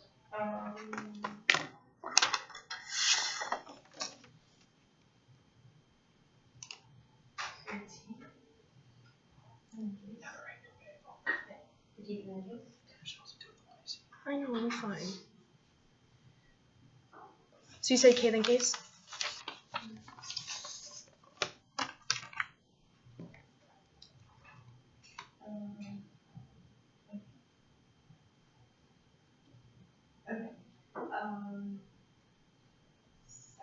We need to use a critical theory like black subject to determine consultancy. If they don't have, because if racialized bodies don't have access to conformity within these critical epistemologies, then they don't have access to the conformity, they don't have access to the survival strategies that are in the 1C. Crypto epistemologies don't explicitly deal with racialized bodies, and they're still hidden within that framework of the group. So they excluded, but they don't bring up what bodies allow them to have access to the community, and then it's like assemblage to understand that is a you can't always integrate everything. Like you need different groups. So you can't just like have a totalizing group to help distinguish these different areas because because whiteness will always be overshadowed on top of black bodies, especially if you don't have a critical stance on it. If black people are a disruption to the site of terrorism, then you don't need the app because you don't need because you're already assigned for which the military is already like going against. And the Sweeney Utopia is interesting because they're talking of it's a spoon bill. It doesn't exist, and it's this collection of people, and that it doesn't address like how the military like plays its way out, and like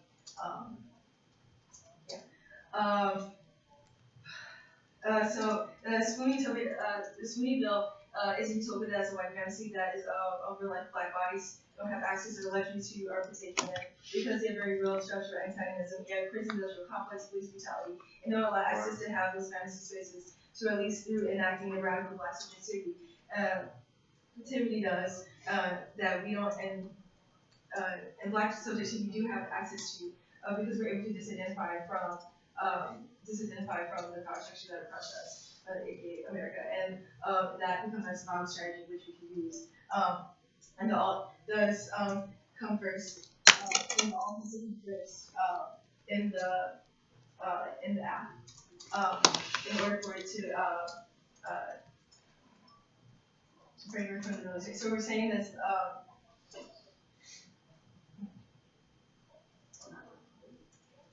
so basically that's to replicate structural racism.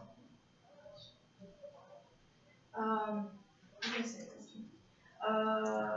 And also they say in their concepts in the thing that that basically to be a student like you have to like identify in some type of fashion within the group. So there's no way in which like the bodies it's already ontological to be screening. Like you have to like learn about this word, this specific word. As soon as you repeat like and that's the same way people for which like feminism works, which like racialized experiences or racism is like marginalized groups. And so I want to extend the Johnson Henson's to solve for racism, but 05, and they're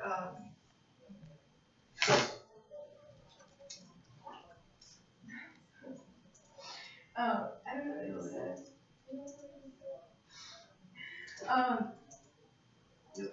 So I just want to extend like our things of how like racialized kids more prominently, and that like that.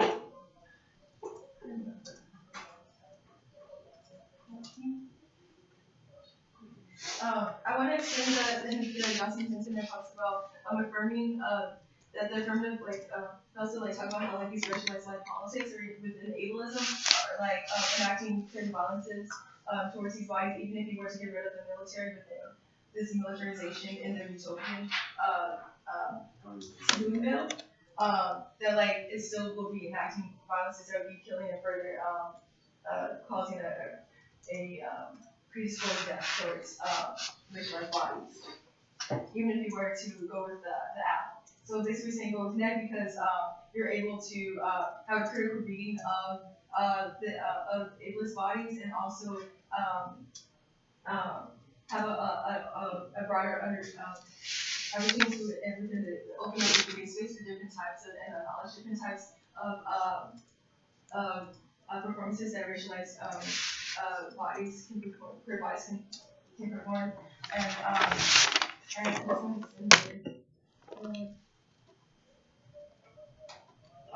so again, like having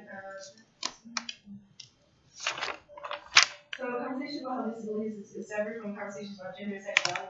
Identity is also in the disabled career. Racialized bodies in another discussion. Even though I see they don't have performativity on that because it's not performing those things.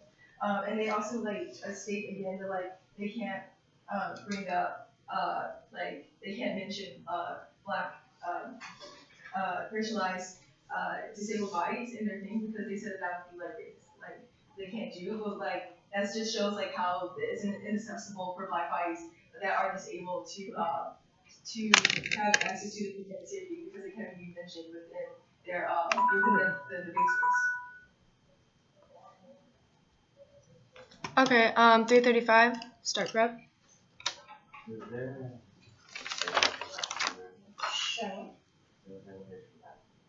Yeah, actually, if you just files in there. Okay. Okay.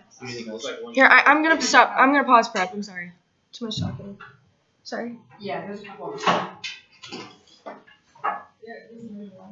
I think there's one that used to be a male rap and one that used to be a woman. They both have signs. Yes. Okay, I'm gonna start prep again.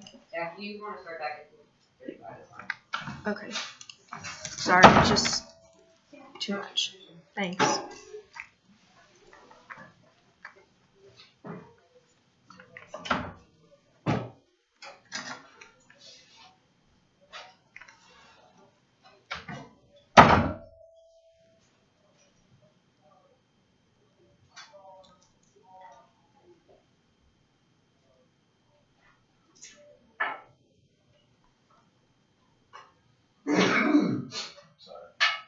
Thank you. Bless you.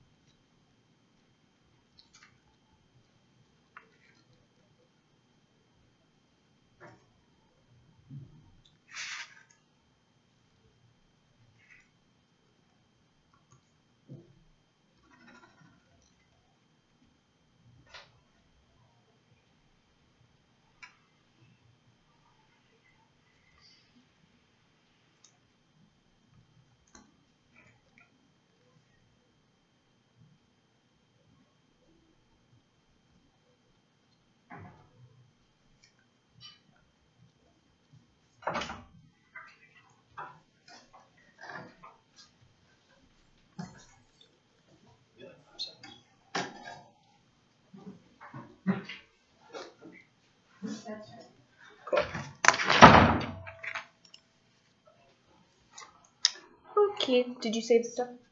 Cool. It's You'll recognize hush. Terrible. Not really, but whatever.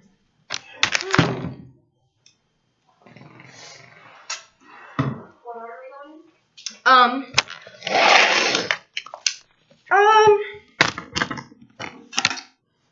Case thing K. Yeah.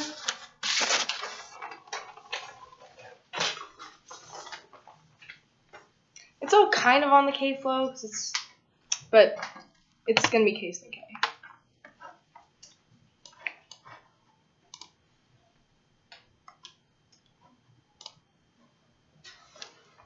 Okay. You judge today? Y'all ready? Are y'all ready? Yeah. You ready? Sounds good. 8. Flow. I am. Just make sure. Okay.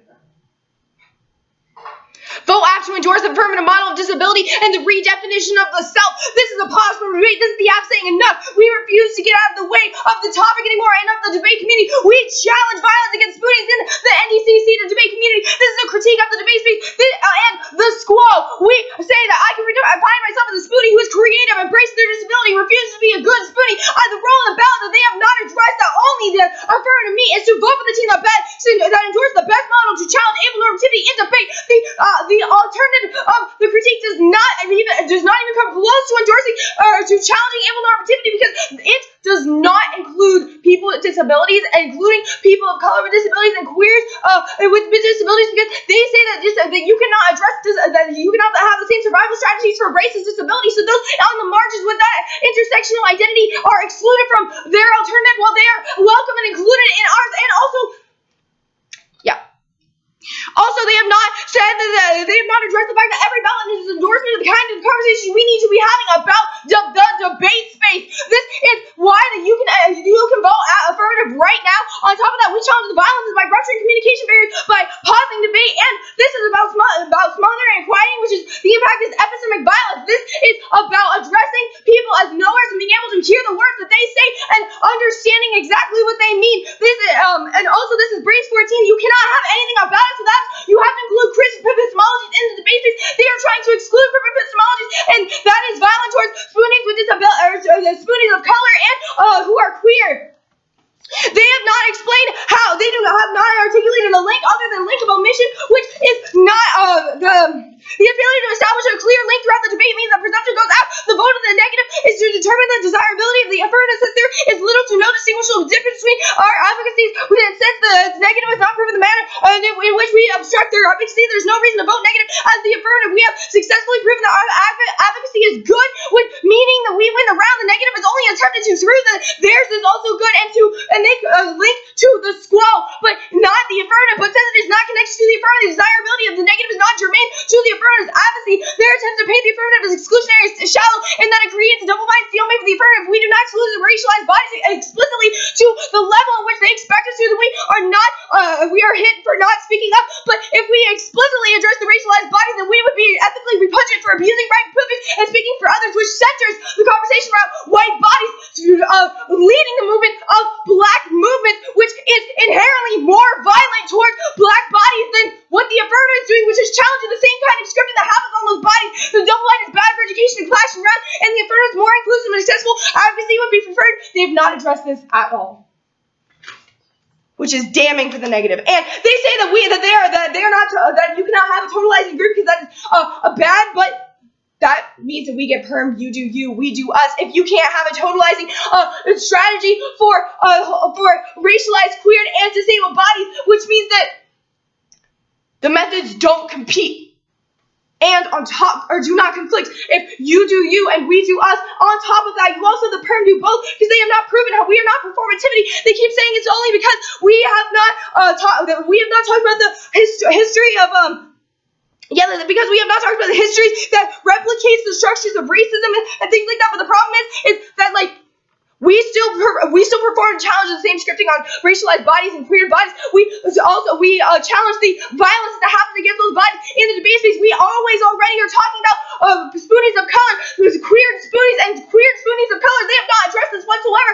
If we are talking about the spoonie and spoonville, then every single spoonie in spoonville is included in that kind of rupture of challenging of violence, and they have not even extended an impact. The terminal impact here is exclusion, death,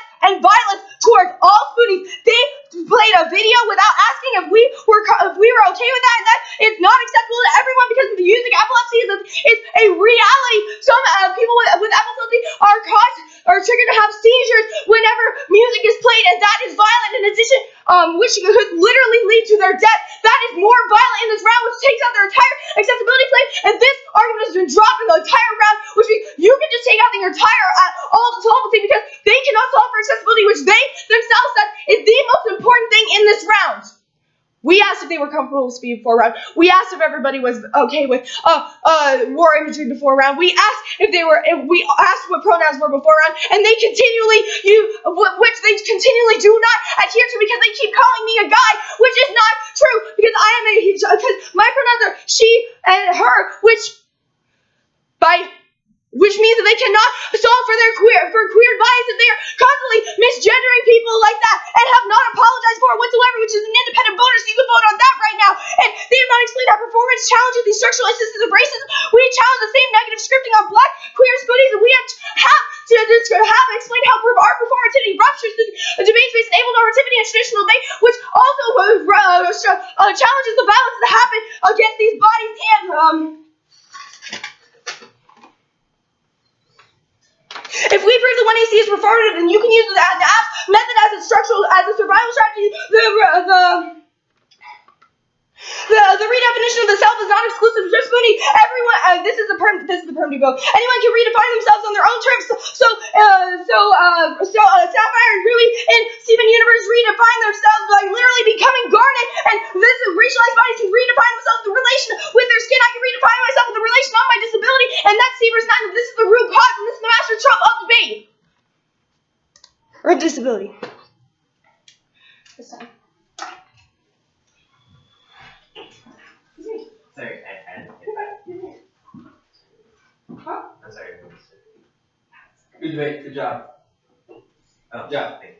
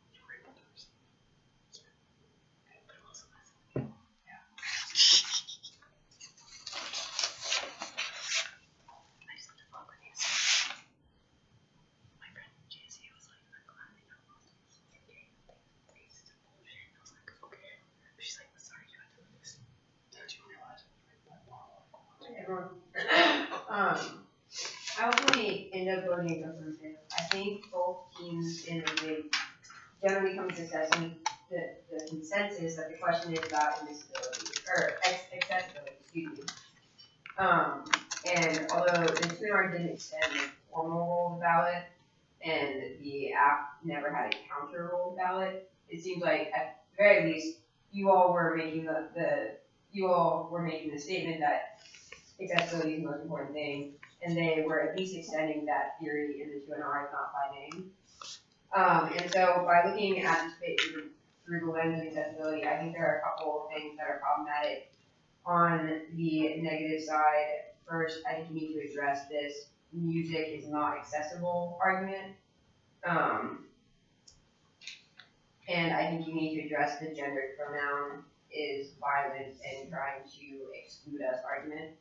I think there are definitely answers to these. But some sort of argument has to be made as to why they are either not relevant to this ground, or why they didn't occur, or why they're actually productive. And so both of those are reasons why you in this round decrease accessibility. I think the other problem in this debate is the permutation you do you, we do us. Because part of your argument is that against permutation is this like white movement that we had before with like the civil rights movement, where white women were like everyone should get to vote, but they took the front runner and the lead, and then they never looked at what the people of color or queer bodies experience were, and that was violent against them. But the theory is we're having two separate movements. I don't know why that is different than the assemblages that you're talking about when you say, well, they have different experiences and they need different groups. If they're having two separate movements per se, then one might not necessarily overshadow the other. Now, I think there's definitely arguments to be made here, and part of the argument could just be, look, if we're having two separate movements, people are only going to look at their movement because they're the white people, and that movement's more important. So we don't actually have to be in the same movement to be overshadowed. But I would need some articulation of that as to why you having two different movements isn't enough to resolve the rest of the app solving. Now, I think in this debate you were doing a lot of very good things. At one point, you all were making the argument that class structures means that Black body engages and doesn't have access to certain survival strategies. I think that's a good reason why your impact might come first if they're not winning the permutation, right? It means that your impact might be bigger because they don't have access to the same survival strategies and access to the same structures. So it means that they might have other options, but this is the only option for you all as a survival strategy. So we should probably default to that because of the violence going on in the system against the Black body. And I think your arguments that performativity without history erases radical difference are important, and were well put. They just need to be contextualized into what does that mean if I think they're winning the permutation, right? Is that a reason that they're not going to solve their affirmative, or is that a reason why we need to have separate groups, right? So some contextualization of where the argument fits in. And I think you can also win if you can explain to me why they're intersectional. It sounds like your cards are pretty good, so why intersectionality is problematic. But if we're doing these two separate movements with like a permutation, you do, we do, us, then I don't know why that's necessarily intersectional without you explaining to me why the types of problems that your authors are isolating are still relevant in that kind of context. Does that make sense? No. So traditionally when authors talk about intersectionality movements, it's often started with like women's rights movement where they're like, well, we should look at the intersection of not only our white privilege, our class, our gender, all these things in one movement. Whereas their permutation is slightly different, saying we're not going to have one movement that tries to address all these issues. We're going to break up into multiple movements, right? So we're going to have a class movement, we're going to have a gender movement, we're going to have like sexuality movement, we're going to have a race movement, and we're going to do them separately all at the same time. So it's a slight difference. Oh, that's separate? Well, that's basically what the permutation you do you, we do us is. It's basically like, I'm going to do my own thing in my movement, you can do your own thing in your movement, and everything will be fine, right? Because I mean, we get to address all the ableism and accessibility. You get to assess the like Black or queer perspectives and accessibility to the debate community, and at the end, everyone gets included, so we're all good. That's basically what the permutation boils down to. Is you can do your movement, they can do their movement. Hopefully, everyone's right, and now everyone has access to the debate community. So, if I can vote for that, it means that I get to resolve all the impacts that everyone is saying is bad around. Does that kind of make sense?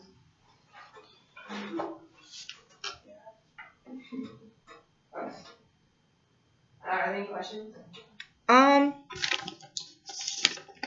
How was the 2AR? I know it was slightly disorganized. So, Mhm. I think all the arguments in this VR were fine. Okay. It might just be a way of framing them out a little bit differently. Sure. So, what I would recommend is probably starting at the top with the roll of ballot. Be like, this has been conceded the entire round. If the question, and your roll of ballot is actually not just accessibility, it's like accessibility for the disabled body. It's challenging able normativity, which would include accessibility, including accessibility. Yeah, able normativity, which means that they're like, if they concede the roll of ballot is able normativity, then I shouldn't weigh their impacts at all. Okay. Right. So start with that. Be like, they concede the roll of ballot is able normativity. That means that impact comes first in the round over the violence of the Black body is uncontested. And then I would start with the next. You got the two conceded arguments is music and gender pronouns. Right.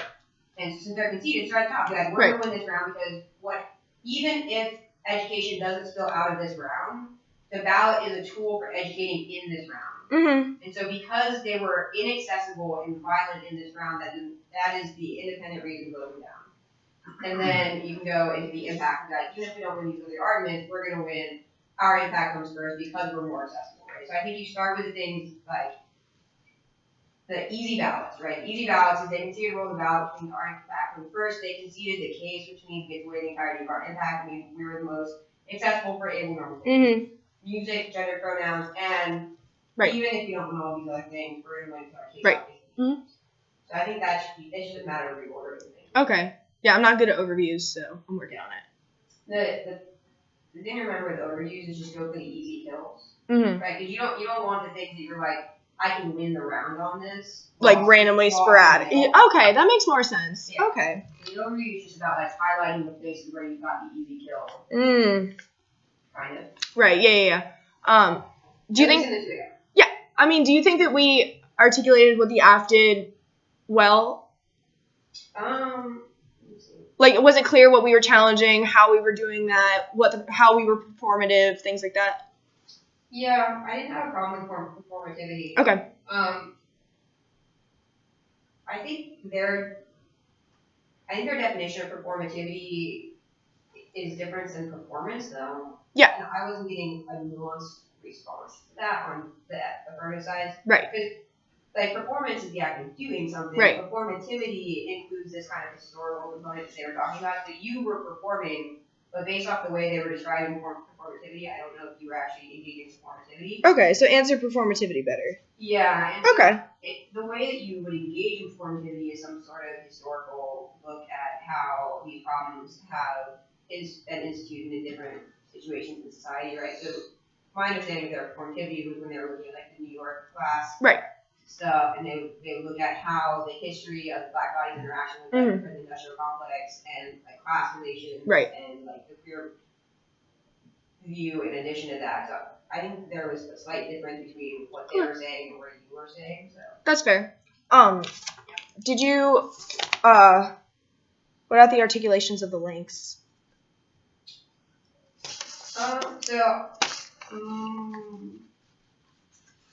I think that's why you would affirm is because the links weren't super clear. I mean, there is a link of remission, which makes sense, and they have this kind of link of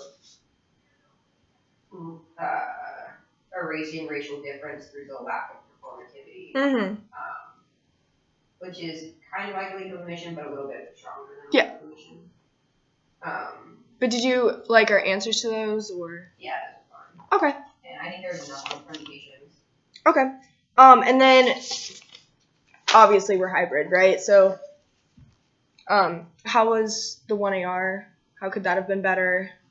I think 1AR was fine. The one thing I would watch is Taylor when you speak in the 1AR. Mhm. He has to actually say the things too. So there's a couple times when you would interrupt him and you wouldn't say what she actually said. So if it's not important, then you shouldn't interrupt him. And if it is important, then you have to say it too in later speech. Or if what you're doing is challenging debate norms and be like, well, debate norms are messed up, the disabled should be able to speak for themselves whenever they want. Right. Then make an argument to be like, when I speak, flow me. I'm the disabled voice. We're challenging debate norms, and I get to speak for myself. Where should I put that? I think you can just put that anywhere. Like you can just preface it on case or block down the K. But when you go In the 2AC or in the 1AR? The first time you want to speak in his speech. Okay. I think you do it, right? Okay. Just be like, your entire app is about you Right. being to reclaim your voice for yourself. So I think you could turn that into an argument and be like, Okay. if I want to make and chime in something on something that affects my body, then I should be able to. But you have to actually make an argument for me to flow it, or I'm going to default to traditional norm, which is I'm not going to flow it unless he says it. Okay, that's fair. Okay. So that would be the only thing I'd watch really hard. Sure. Yeah. Okay. Well, and especially since you do it in the app too. So maybe if you block that out at the top of the 1AC, be like, flow me when I speak. You do the poetry in the 1AC, so maybe somewhere in the 1AC. Because I think most judges will default to flowing you in the 1AC. It's not as usual to do it in the later speech. Right. Okay, that makes a lot of sense. So where do you think I would put that in the 1AC? Because I think that's really smart, and we have the time to like just put a sentence or two. Yeah. I think you can just do it at the top right before you go into your poetry. Okay. So just like get up right before you go into poetry and be like, our app is about the ability of disabled people or the consumed to take their voices back for themselves. We're rejecting traditional debate norms. Flow me as I speak. These are my words. This is my argument. And then you make a poetry or something like that. I'd also I would include flow me every time I speak. And I think that would be fun. I don't know if every judge would agree with that, but that'd be fun to me. I mean, if it's on the flow, then. Yeah. Okay. Yeah, because what I've done in the past with partners is I'll say stuff and they'll repeat it as I'm saying it, and it just gets really hard to hear. Yeah, so I think if you say, flow me when I speak, I'm going to speak in other speeches too. Like, just something to give them, like, flow me in the 1AC and the other speeches when I'm used to, I'm speaking for myself. And that's fine. Okay. And flow you, and then you don't have to hear it. And I think it goes right into the vein of your arguments anyway. So. Yeah, especially since abled guy. Kind of weird.